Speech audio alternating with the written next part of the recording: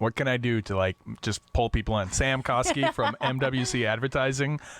You're like a sales marketing person, right? Yep. I'm trying to work on the YouTube because they open the video and it shows me like they see it for 3 seconds. 3 seconds? You can't judge me in 3 seconds. 3 seconds you're judging me, and then boom, they close off, right? And there's like this drop off. So I'm always just trying to pump that up. What can I do to pump that up? I know. How can I be more? The best way to do any type of effective marketing is you're creative. Just be The message, you have to be attention grabbing. You need something that's going to keep people honed in and. But I feel like then what you end up with like on YouTube is just everybody just like always grabbing at you all the time, and that gets really cheesy and boring and stupid, and it's like this race to the bottom kind of a thing. I don't know.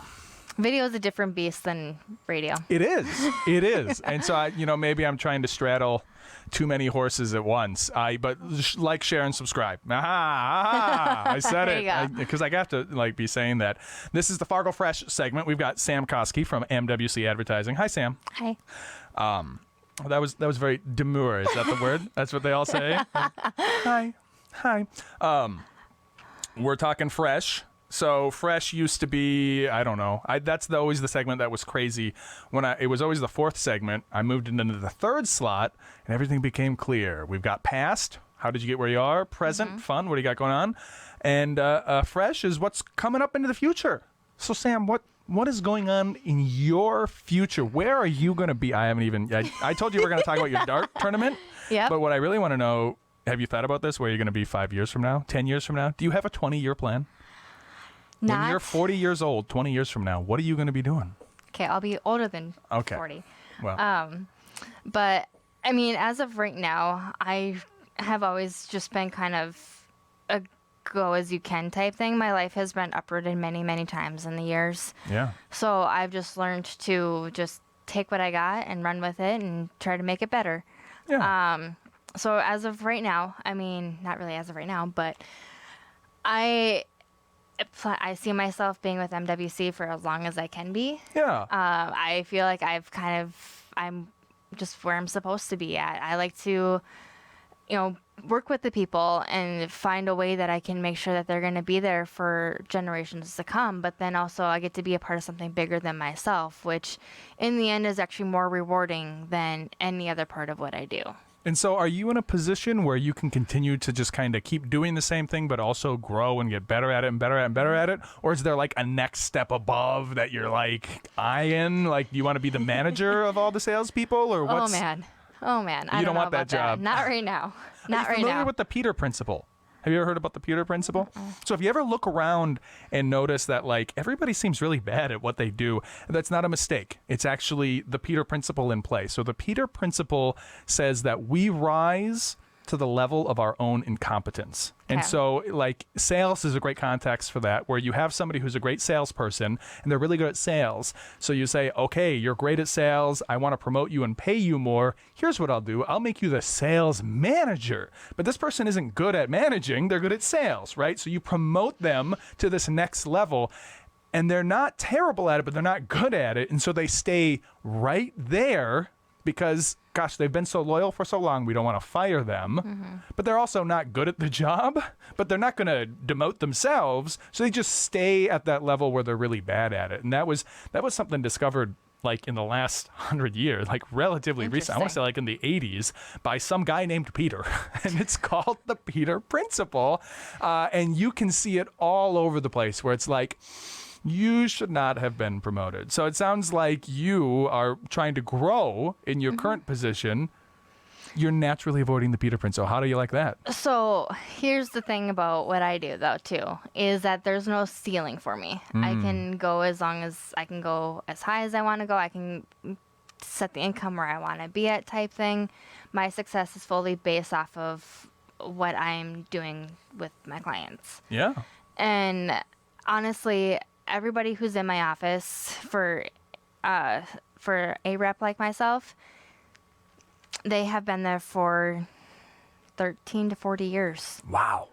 And when I'm watching them and when I'm listening to them and the way that they're interacting with everything, it is truly just pure joy and love of what we do, which is why we are where we're at and why they continue to be at where they're at. Absolutely. They absolutely we all love what we do, and we have a lot of fun when we are, working with our clients or even just at the office as a team. So I've got another curveball. So what's the future? Because it's advertising in radio. Yep. What's the future for radio? What's the future for advertising in radio? Like, do you see change? Or has the big change already come? You must have an answer for that. Something. You must deal with that on a daily basis. I do deal on that with a daily basis. However, radio's not going anywhere. Yeah. People are cutting subscriptions to try to save money. They're hit with fee fatigue like crazy. People are cutting any type of subscription that they possibly can to save money. Radio is free. It's local. It's there. It's not going anywhere. Plus, a lot of people don't truly believe in everything that is out there when it comes to like social media or anything along that line. With AI, you can't fully know if anything is true or not. So people will turn into trusted local radio like my stations to give them the news that they want and to hear. And that is, I think you've hit on something really important there, that local is, because it is trusted. You're building that relationship. These are people who I can meet out in the community, but again, without the fee fatigue, it's free and open to the public. Yep. And I think there's always going to be a spot for that. And of course, we're on the radio, KRFF 95.9 right now.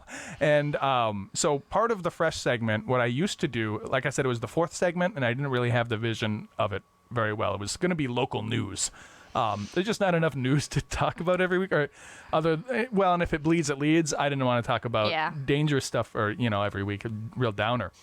But one thing I used to do was check the YouTube algorithm, and I still do that just to kind of see. And I typed in radio into the YouTube algorithm, and what it does is it tells me what people are searching for. And the number one search, and they give me content gaps. So this is what's interesting. A content gap not only tells me what people are searching for, but what they're searching for and not finding a video for. Okay, so it's not just that they're searching for it, it's that they're searching for it, there's no videos and there's nothing about it.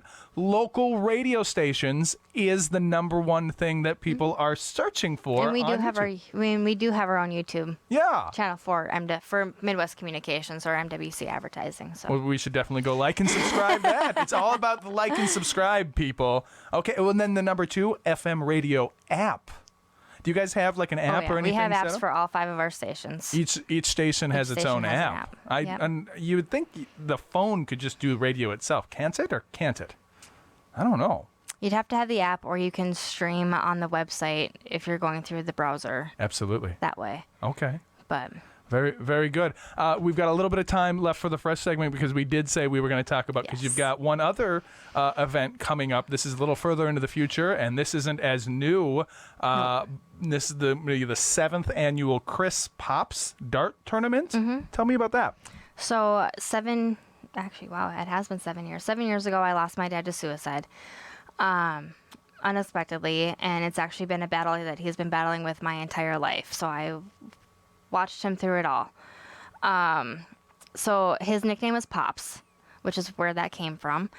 And so this tournament all started the weekend of his funeral to raise money to pay for his funeral. And then every year we just do it as a memorial tournament. So now, ever since then, I've actually turned it to the point where we raise money and we donate that back to AFSP, which is the American Foundation for Suicide Prevention and Awareness. And I turn back around and I donate all the money that we raise back to AFSP in my dad's name. Well, that's heavy. I did not. I don't know. So I just saw that the name of it. I didn't know that. I'm sorry. It's okay. Wow, what a beautiful thing to turn something so terrible, painful, and tragic into something fun and uplifting, like a tournament. Right. And my dad got me into darts. I started throwing darts when I turned 21. He brought me down it was my 21st birthday, brought me down to Watertown for a tournament. Wasn't planning on throwing in it, but they needed another player randomly. So then I threw into it, and I've been hooked ever since. And I used to actually throw with my dad at a state level as well, and in league. So now this tournament every year is the kickoff to our dart season that starts in October. People can come and they can We'll have silent auction items available for auction as well. And again, all the funds from that will be donated to AFSP. I have like a massage that will be available. I have $350 worth of painting available from River Rock Painting and Drywall. I have a bunch of baskets available. I have a 1,500 piece fall themed puzzle I just put together and And this framed. is, so you put, your family helps you, or you put this whole thing? It's just you? Yep, I do it all with my lead coordinator. He takes care of the boards and all of that stuff, and he'll help me actually start the bracket and get all that stuff running. But I do the baking for Sammy Sweets. And I do the silent auction and everything and run it throughout the night and be present and all of that. Grief, gosh. Grief is so difficult, and you learn a lot about yourself when these things happen, because I say it's almost like a psychedelic experience, because your whole brain seems to rewire itself around the news, and I'm usually a run out and grab it and fight it kind of a guy. That's just how I'm wired. But when it comes to grief, my whole response is just run away and be quiet and don't talk. You know what I mean? So recently my grandma passed, and I just everything inside was just nope, shut down, don't talk about it, don't think about it. And I still am just nope, don't want to hear about it. I almost didn't go to the funeral. I was nope. You've chosen a different route, Yes, which is to memorialize your father with, and in some ways it must be so. I'm sitting over here I can't imagine the pain. It must be painful for you every year. Does it help you with closure? I can't imagine. It's a little bit of both. With everything that I've gone through, from losing my job to being diagnosed with cancer a year and a half after that, to losing my dad a year and a half after that, and multiple other family members in between, all of that, just the last 8 years has been a whirlwind of events. Yeah, we didn't even talk about the can't. No. Was that before or after your father? That was before. Okay. So I had to go through all that without him. Yeah. So one way that I have always been able to get through everything and process everything is continuously talk about it. Mm-hmm. Even though I do have my counselor and all that stuff for that too, but I have tattoos on my arms that fully represent both my dad and myself, and his battles, but then also my battles, and I'm an open book with it. And my thought process behind it is, if I can try to help anybody else down the road, I will try to do that. If I can just tell my story and be out there, then and if it's going to help somebody, it's going to help somebody. If it doesn't, it doesn't. It's out there.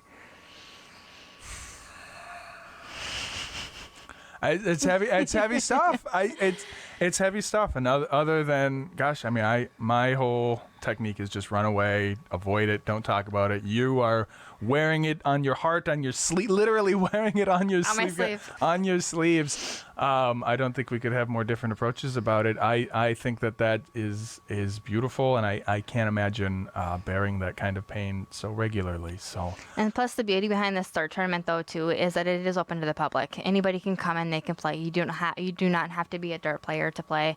It's all draw teams or draw triples, so you'll be paired with other people who actually do play. And then it's all about being there and raising money for AFSP and having fun and remembering my dad's name. Keeping his memory alive. What a beautiful thing to turn something so terrible into something so beautiful. That I feel like we should have maybe led with that. I don't know. So that's out there. How do we find that? How do you find that? Be involved with that? When is that? Let's give more it's detail. this Saturday Moorhead Billiards. Okay. Yep. Next year we'll actually be looking at changing locations. Typically, it is just shared within our dart community. If you're ever in a place that has dartboards, typically about a month before the event, we do run the flyer on the dartboards as well, so you will see it there. Otherwise, it's just all over social media. Usually, I try to get the date booked in advance, so that way I can make sure that I have a lot of my A and B players there, so there's no other tournaments in the way of that. And then just trying to get the word out there as much as I can, and social media is usually the best way that I can get it out there, because we actually do have a Fargo area groups page too that we post it in there and focus on and everything. So Well, definitely go check that out. We are going to take just a little bit of break. I'm going to recatch my composure, and when we come back, we'll talk about silly questions about dishwashers and jeans and stuff. Just kind of lighten it up here. So we'll go back. We'll be back with that. So don't go